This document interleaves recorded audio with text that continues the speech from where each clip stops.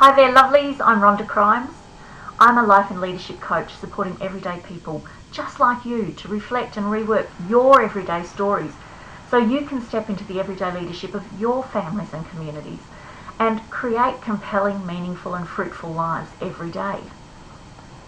I am so delighted to be sharing the next guideposts in this vlog edition from Brené Brown's book, The Gifts of Imperfection.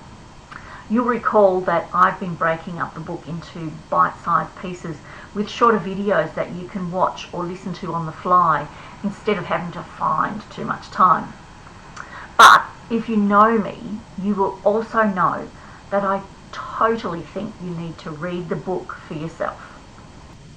However, today, let's talk about the gifts of imperfection, cultivating self-compassion. So my lovelies, this is the second of the 10 guideposts, and I'd like to remind you that as we go through them, you'll notice that they overlay and interconnect. They're not standalone threads, but rather interweave like fabric. Let's get straight into it. Guidepost number 2, cultivating self-compassion, letting go of perfectionism. Brené set the tone of the chapter with this bold statement. Where perfectionism exists, shame is always lurking. In fact, shame is the birthplace of perfectionism. How many of us who are perfectionists, or even recovering perfectionists like me, recoil from this connection of terms? It seems that Brené has encountered one or two of us, and so she leads straight into a myth-busting segment to set the matter straight. She says, perfectionism is not the same thing as striving to be your best. Now, many of us believe that perfectionism is about striving for achievement and growth. But actually it's not. It's about an unhealthy achievement. It's about living the perfect life, being the perfect wife or mother or daughter or manager or team leader. And if we can't attain that perfection, well, we failed. Trying to be perfect is a misguided approach that we deploy to minimize or avoid judgment, blame, and therefore shame. It actually creates a barrier around us, what Brené labels a 20-ton shield, that we have to manhandle into place for every experience. It's so heavy and unyielding, and as a consequence, restricts our opportunities. Perfectionism is not self-improvement. When all the layers are peeled back, we find the need for approval and acceptance at the core of perfectionism. From a really young age, we're rewarded for achievement and performance. Getting good grades, winning in sport, following all the rules, pleasing everyone around us, and making sure we look and be exactly how all the glossy magazines and movies tell us we should. So Brené calls this adopting a dangerous and debilitating belief system. I am what I accomplish, and how well I accomplish it.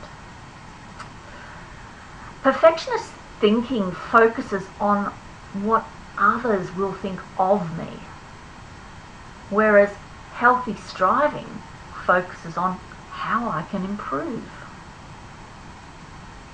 Understanding the difference between these two seemingly similar objectives is critical to being able to unburden ourselves by the barriers we're carrying around. Choosing perfectionism increases our risk for depression and anxiety, addiction, and something called life paralysis, which refers to putting our life on a holding pattern for fear of not attaining the required level of perfection. And by doing this, we think that we'll ward off those fear-driven attacks on our self-worth of failing, making mistakes, and disappointing others. She goes on to say, perfectionism is an unattainable goal. Perfection is not definitive. It's subjective and based on perception. There's no way to control perception, so it feels like the goalposts are constantly shifting depending on whose perspective is in the lead. She also says that perfectionism never happens in a vacuum.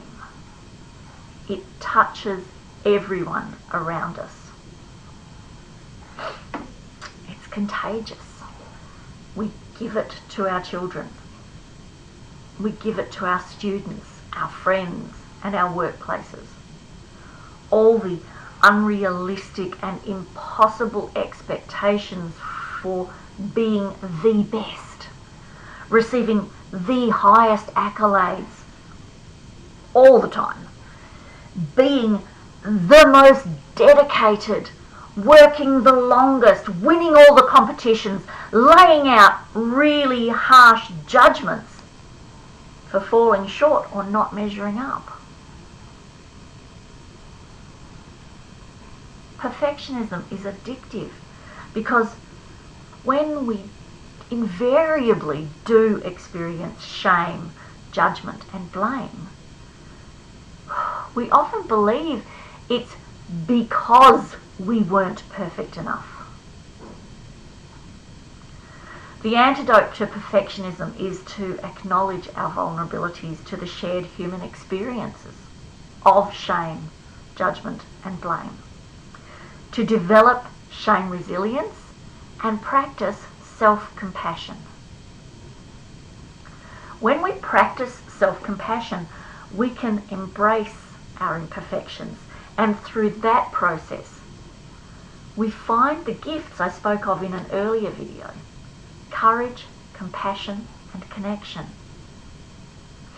Like so many tendencies or character traits, perfectionism lies on a continuum ranging from more through to less, rather than definitively saying we totally are or we totally aren't. So once again, and I'm probably gonna keep saying this until I'm blue in the face, but we need to enlist our curious observer to listen to how we speak to ourselves and others, and to really hone in on what are the expectations and perceptions that we are projecting. Perfectionist self-talk hangs on the shame talk side with I am statements and judgment calls and blaming and criticism, where healthy striving is more about embracing change, believing in potential, and inviting vulnerability. In this guidepost Dig Deep section, remember where D is for getting deliberate in your thoughts and behaviours through prayer, meditation, or simply setting your intentions. I is for getting inspired to make new and different choices. And G is for getting going or taking action. Also reminding you that digging deep isn't pushing through in the old way. It's about finding a more restorative way with good grace, intentions, and thoughtfulness. Brené says her D was to take a short self-compassion scale test designed to measure the elements of self-compassion, including self-kindness, common humanity, and mindfulness. Her I is to remind herself of the line, "There's a crack in everything. That's how the light gets in," from Leonard Cohen's song Anthem. And her G is to sometimes tell herself, "Today I'm going to believe that showing up is enough." I do believe that I'm on the road to recovery from perfectionism and especially life paralysis. And I totally concur that some days just getting out of bed is enough. As I've said before, when we begin to make changes, there will be pushback from people around us. And when that happens, you'll need to talk about it. And it's really important that you are selective with who you share your story with. So I just wanted to remind you that I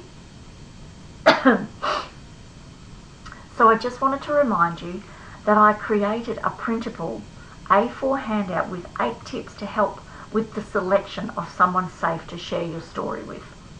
If you'd like a copy to act as a ready reckoner to help you maybe steer clear of the wrong kind of people, or maybe help you be more of the right kind of person for someone else, click on the 8 story sharing tips in the post. I'd love you to share where you are on the perfectionist continuum and maybe what you could do to dig deep as you cultivate self-compassion and let go of perfectionism. So next week, we're going to get into guidepost number 3, cultivating a resilient spirit, letting go of numbing and powerlessness. I think this is going to be a big one. But as always, if your now is not the picture that you've painted for yourself and you'd like any help on this discovery path, or maybe something completely different that you intuitively know or feel isn't letting your true colours shine through, then please get in touch with me. You can do it really easily. Leave me a comment, send me a private message, drop me an email, or pop over to my Calendly online diary using the link I've provided, and we can set up an obligation-free curiosity call and see if we're a good fit for each other. Much love till next time.